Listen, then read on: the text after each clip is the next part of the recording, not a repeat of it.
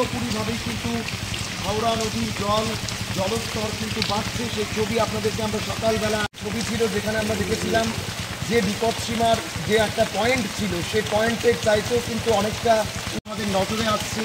যারা আরক্ষা প্রশাসনের তরফে যারা রয়েছেন, তারা কিন্তু এখান দিয়ে মাইকিং করছেন, আশেপাশের এলাকায় মাইকিং করে করে কিন্তু তারা নিজেদের এই এলাকার যারা সচেতন নাগরিকরা রয়েছেন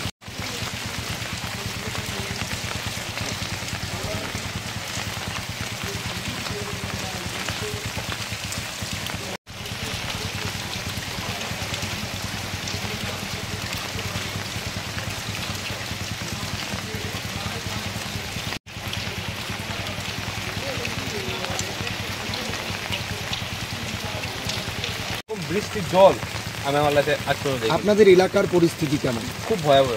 কি বলবেন এই দুর্যোগ পরিস্থিতিতে গোটা রাজ্যের মানুষের কাছে কি বার্তা দিতে চাইবেন, কি বলতে চাইবেন? আমি মানুষের কাছে এটাই বলবো যে আমাদের সতর্কভাবে থাকে, কোনো একটা সেফ জায়গায় যাবে।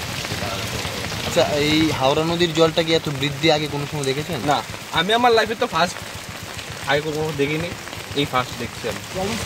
অনেকটাই বেড়ে গেছে এই জল দেখতে আগে কখনো দেখেছেন এরকম জল হাওড়া নদীতে? এর আগে দেখিনি।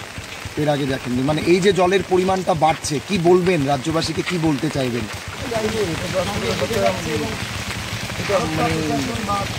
কি বলা যায়, মানে আপনি নিজেই বুঝতে পারছেন, মানে এর আগে কখনো দেখিনি জল দেখতে। ঘুম থেকে উঠে এসছি। কয়টায় বাজে এখন আসছেন? আমরা 4:30। 4:30টার সময় এসেছি। হঠাৎ করে কেউ যেন বললো বাদ ভেঙে গেল। আচ্ছা, বললাম না, আমার ওয়াইফ বললো না বাদ ভেঙে গেল। যারা রয়েছেন তারা কিন্তু এখান দিয়ে মাইকিং করছেন। আপনার যেহেতু বাড়ির কাছে, এরকম আর কোনো সময় কি দেখেছেন? এই এলাকার যারা সচেতন নাগরিকরা রয়েছেন, 2018 মিডলে একবার করছি, আরও অনেক 2017 আরও অনেক অনেক মানে বেশি, মানে খুবই বেশি। মানে কি বলবেন এই পরিস্থিতিটা নিয়ে? রয়েছেন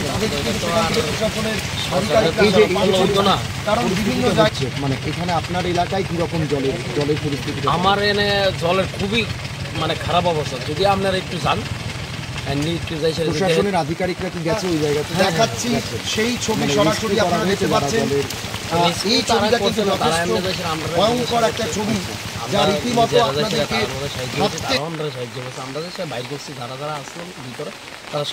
হাওড়া নদীর জলটা কি বাড়তেছে না কমতেছে?